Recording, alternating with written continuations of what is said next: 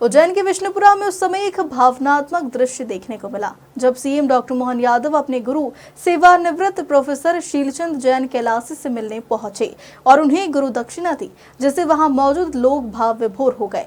दरअसल हाल ही में Madhav science college के प्रोफेसर शीलचंद जैन कैलासी की पत्नी का निधन हुआ था, लेकिन व्यस्तता के कारण सीएम डॉक्टर मोहन यादव पहले शोक व्यक्त नहीं कर पाए थे।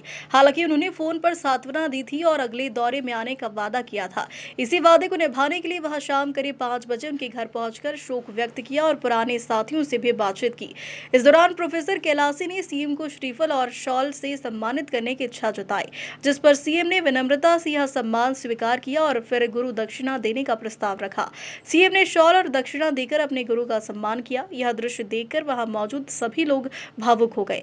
सीएम डॉक्टर मोहन यादव ने करीब 45 मिनट तक अपने गुरु के साथ समय बिताया और उन्हें आश्वस्त किया कि वे अकेले नहीं हैं।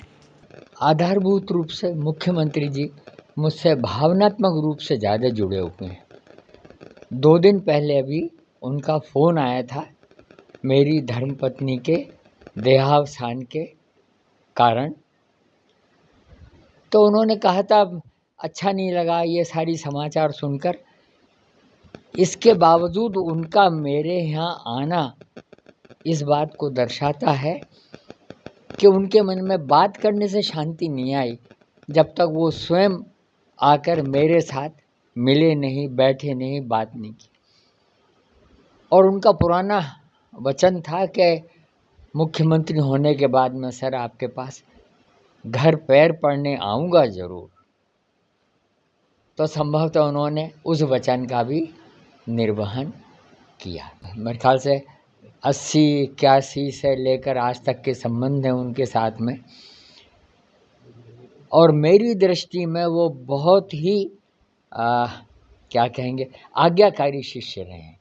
उन्होंने कभी गुंडागिर्दी नहीं की। राजनीति में होने के बावजूद भी कभी इस तरह का कि किसी शिक्षक का अपमान किया हो, किसी प्रोफेसर को अपमानित किया हो, ऐसे कोई गुंडागिर्दी, किसी तरह की कोई छेड़छाड़ जैसे सामान्य रूप में आजकल बच्चे कॉलेज में करते हैं, ऐसा कुछ भी नहीं। बहुत चरित्रवान छात्र रहे हैं। मैं तो कह रहा हूँ मेरी दृष्टि में पूरे विश्व में सबसे अधिक पढ़ा लिखा कोई मुख्यमंत्री है तो वो डॉक्टर मोहन यादव जी ही हैं, पूरे विश्व में इकलौता। ऐसा कहने में मुझे कोई तकलीफ नहीं है। सिर्फ मेरे ही नहीं, उनके भी आंसू आ गए थे। जब आदमी भावनात्मक रूप से जुड़े होते हैं तो फिर आंसू आ जाने एक स्वाभाविक बात होती है। हम लोग प्रारंभ से सुख दुख के साथ ही रहे। मैंने उन्हें बेटे सरे के मान के रखा है हमेशा।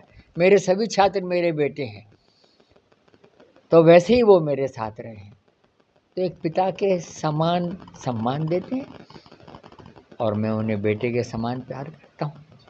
मुख्यमंत्री बनने के बाद में लोग करोड़पति बनते हैं, लेकिन ये वो पहला करोड़पति है जो मुख्यमंत्री बना है। तो इसलिए मुझे उनके ऊपर बहुत गर्व होता है। मेरे आशीर्वाद शुभकामनाएं उन्हें।